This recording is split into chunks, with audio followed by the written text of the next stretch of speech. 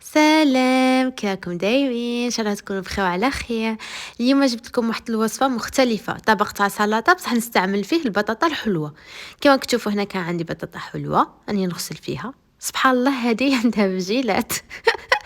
غير شفتها تخيلتها هكا عندها بجليل. الله يستر يا ربي.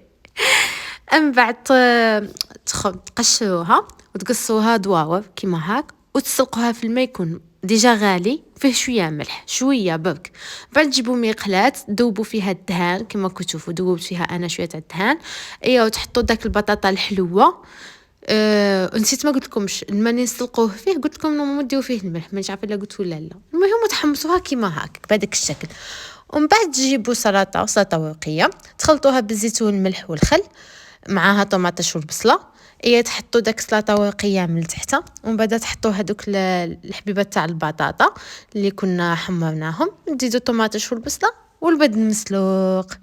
واش نقول لكم، واحد السلطه تجي بنينه. وهاد الطريقه تاع البطاطا بهاد الطريقه وانا نقول تجي عاود مغايره وفيها بنه فريمون مختلفه. جربوها حصل ما تندموش، تهلاو في رواحكم وفي الامان.